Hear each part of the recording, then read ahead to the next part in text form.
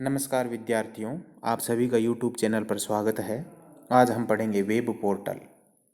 इसके अंतर्गत पढ़ेंगे संवाद, संकलन, लेखन एवं संपादन, वेब पत्रकारिता और कानून। वेब पत्रकारिता के जो संपादकीय विभाग के जो ढांचे हैं, उन ढांचों पर भी हम चर्चा करेंगे। तो चलो हम पढ़ते हैं वेब पोर्टल।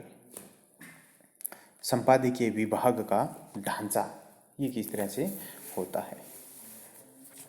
संचार के सबसे उत्तम माध्यम इंटरनेट में जो समाचारों में मानो एक ही तरह के दिए गए हैं, किसी भी खबर को पलक झपकते ही पूरे विश्व में फैलाने की क्षमता रखने वाला यह माध्यम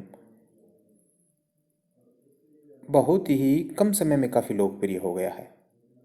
प्रत्येक खबर पर अपनी पैनी निगाहें और प्रत्येक खबर को संचार के अन्य माध्यमों की तुलना में सबसे पहले और सबसे तेज देने का श्रेय आज इंटरनेट को ही है।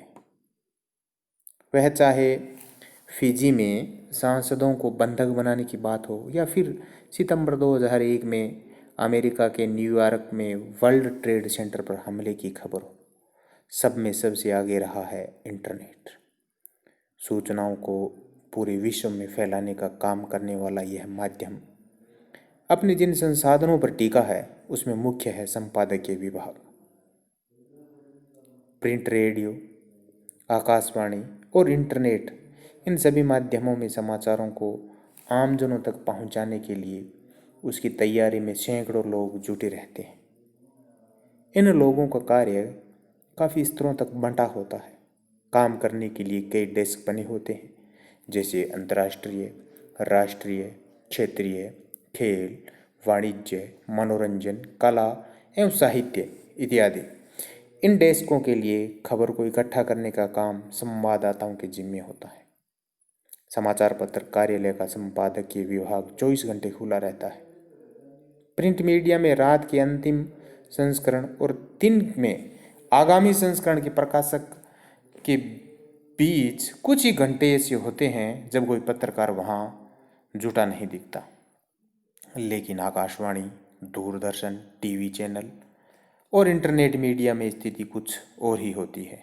इन माध्यमों में खबरों पर हर पल नज़र रखी जाती है। 24 घंटे न्यूज़ देने वाले चैनल जैसे आज तक, जी न्यूज़, स्टार न्यूज़, NDTV आदि के अतिरिक्त विदेशी चैनल हर पल खबरों पर नज़र रखते हैं। रेडियो से प्रत्येक घंटे खबर दी जाती है।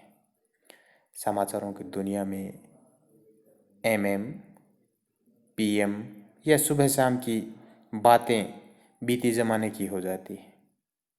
अब तो हर पल नई खबर देने की कोशिश रहती है। न्यूज़ एजेंसी वाले भी इस बात को समझने लगे हैं।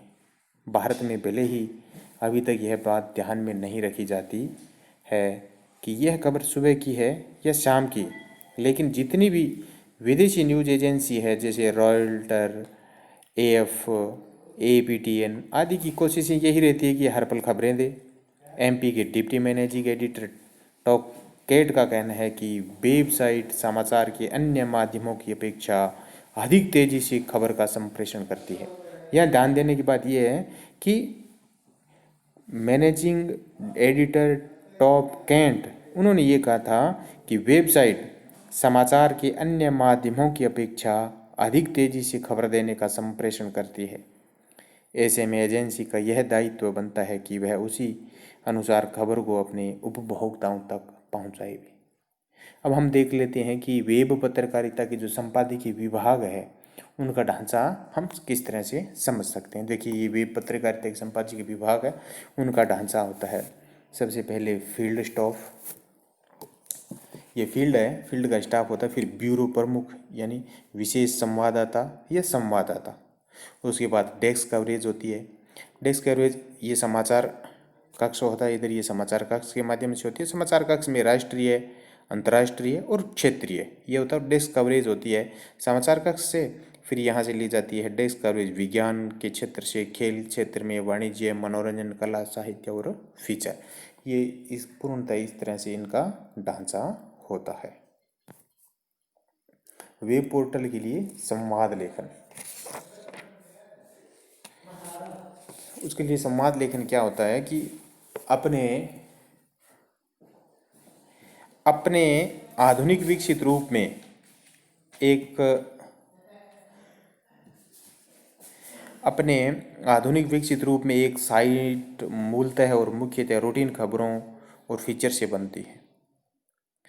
यहाँ यह तथ्य विशेष रूप से उल्लेखनीय है कि आज के दौर में जबकि अद्यतन रूटीन में जिज्ञासु पाठकों के पास इलेक्ट्रॉनिक मीडिया और उससे भी एक कदम आगे मोबाइल पर एसएमएस द्वारा समाचार उपलब्ध हो सकते हैं, पारंपरिक पत्रों में और उससे संबंधित अथवा स्वतंत्र वेबसाइट पर आने वाली रूटीन खबरों में फीचर तत्व एवं फीचर के आंकड़े प्रधान समाचार की पेट हो गई है।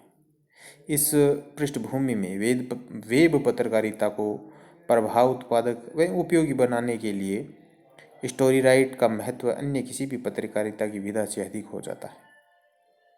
स्टोरी के निर्माण के लिए एक पत्रकार जिन प्रक्रियाओं से गुजरता है उसे स्पष्ट तौर पर समझने हमें चाहिए। हम कहते हैं कि विषय होता है उसका बिंदु का निर्माण एक नीचे से ऊपर जाने वाली प्रक्रिया है, अर्थात एक बार बिखरे स्रोतों से क्षेत्र होते हो जाए तो एक पत्रकारिता पर अधिकृत केंद्रीयकृत विषय बिंदु पर पहुंच जाता है। विषय बिंदुगत चयन और निर्धारण के बाद स्टोरी लिखी जाती है और स्टोरी किसी खास विषय पर एक खास दृष्टिकोण के साथ विषय पर संक्षिप्त और उद्देश्यपूर्ण प्रस्तुत करती है। जब हम एक स्टोरी तक पहुंच जाते हैं अर्थात स्टोरी निर्धारित हो जाने के बाद यह आवश्यक हो जाता है कि उसमें कुछ विशिष्टता लाई जाए और विशिष्टता प्रदान करने के लिए उस स्टोरी विशेष का विषय सिद्ध होना, लीक से हटकर होना, रोचक होना, कुछ सीमा तक कौतूहल, उत्सुक और आश्चर्य पैदा करने वाला होना चाहिए।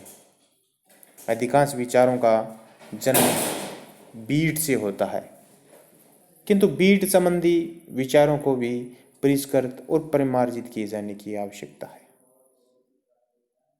इस पृष्ठभूमि में स्टोरी के निर्माण की प्रक्रिया में समाचार पत्र के रिपोर्टर और समाचार संपादकों की भूमिका महत्वपूर्ण होती है। दूसरे शब्दों में हम कहें तो रिपोर्टर और संपादक स्टोरी के निर्माण व विकास की मुख्य भागीदार होते हैं। रिपोर्टर का यह कर्तव्य होता है कि वह अपने एडिटर के पास विचारपूर्ण, सारगर्भित, उद्देश्यपूर्ण एवं साथ ही विस्तृत स्टोरी प्रस्ताव भेजे, लेकिन साथ भी यह भी अपेक्षा कदापि न करें कि संपादक उसकी पकी अधपकी स्टोरी को पूर्ण रूप से स्वीकार करेगा ही।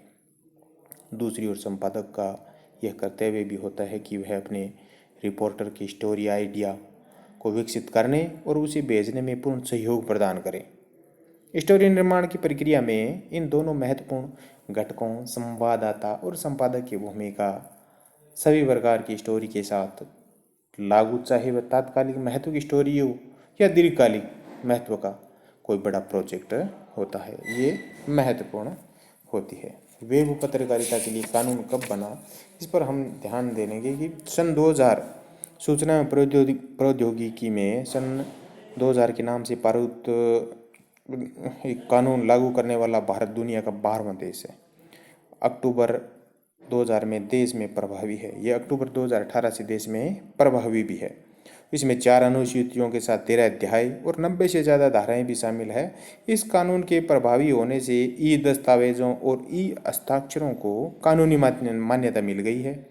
अब ई व्यापार पर किए जा सकते हैं और इस काम में इस्तेमाल दस्तावेजों को कोर्ट में पेश भी किया जा सकता है। शर्त यह है कि दस्तावेज प्रमाणित डिजिटल हस्ताक्षरों से युक्त हो और इनसे किसी प्रकार की छेड़छाड़ भी नहीं की गई हो। सूचना प्रौद्योगिकी कानून 2000 के तीसरे अध्याय में ई गवर्नेंस के बनाए गए नियमों का उल्लेख है और इसकी धारा 4 के तहत ई दस्तावेजों को कानूनी मान्यता भी मिल गई है और धारा 5 के अंतर्गत डिजिटल हस्ताक्षर भी अब कानूनी रूप से क्या हो गए हैं, वे वैध हो गए हैं। इसलिए ध्यान में रखने वाली बात है कि वेब पत्रकारिता कानून जो 2000 में लगा और भारत 12वां देश हो गया। वेब पत्रकारिता पर कानून बनाने वाला भारत 12वां देश हो गया और अक्टूबर 18 से 2000 से अक्टूबर 2000 से 18 अक्टूबर 2000 से यह कानून भारत में लागू है। अगले वीडियो में हम पढ़ेंगे डिजिटल पत्रकारिता के बारे में। धन्यवाद।